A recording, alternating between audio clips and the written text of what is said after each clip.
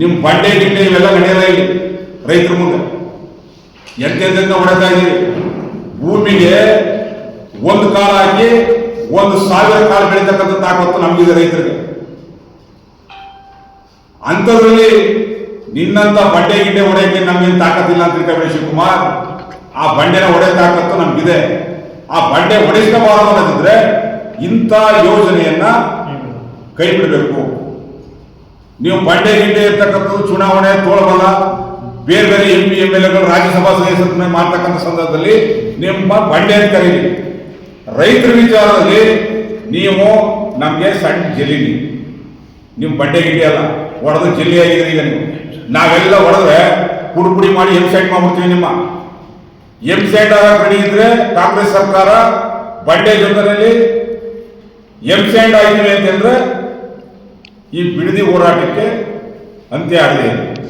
ಇಲ್ಲ ನಾನು ಬಂಡೆಯಾಗಿ ಹುಡುಕತ್ತೀನಿ ಅಂದ್ರೆ ಹೃದಯದ ಕಲ್ಲು ಹೃದಯ ನನಗಿಲ್ಲ, ನಾನು ಸಾಮಾನ್ಯವಾದ ವ್ಯಕ್ತಿ, ನಾರ್ಮಲ್ ಆಗಿದ್ದೀನಿ, ಸಾರ್ವಜನಿಕ ಜೀವನದಲ್ಲಿ ಮುಂದೆ ಮುರಿಬೇಕು ಅಂತ ಹೇಳಿದ್ರೆ ಬಿಡದಿಯ ಟೌನ್ಶಿಪ್ ಅನ್ನ ತಕ್ಷಣ ಕೈ ಬಿಡ್ತಕ್ಕಂಥ ಕೆಲಸ ಮಾಡಬೇಕು.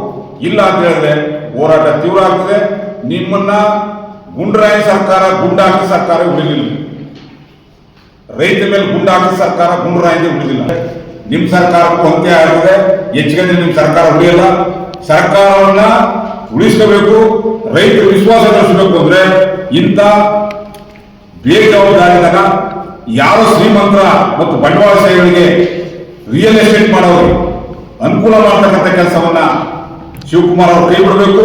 ಇಲ್ಲ ಅಂತ ಹೇಳಿದ್ರೆ ರಾಜ್ಯದ ರೈತರ ಹೋರಾಟವನ್ನು ಎದುರಿಸಬೇಕಾಗ್ತದೆ ಅಂತೇಳಿ ಎಚ್ಚರಿಕೆ ಕೊಡ್ತೇವೆ. ಮಲ್ಲೂರು ಮಹೇಂದ್ರ ಮತ್ತೆ ತಾಲೂಕು ಅಧ್ಯಕ್ಷರಾದ ಅಂಗಡಿ ಸತೀಶ್, ಶಾನಂಡಳ್ಳಿ ಬಸವರಾಜ್, ಗೌಡಳ್ಳಿ ಮಹೇಶ್, ಮತ್ತೆ ಇಲ್ಲಿಪ್ಪ ಶ್ರೀಕಂಠ ಸ್ವಾಮಿ, ನರಸಿಂಹಂಗ್ಲ ನಾಗಮಲ್ಲಪ್ಪ ಮುಂತಾದವರು ಆಗಿದ್ದಾರೆ.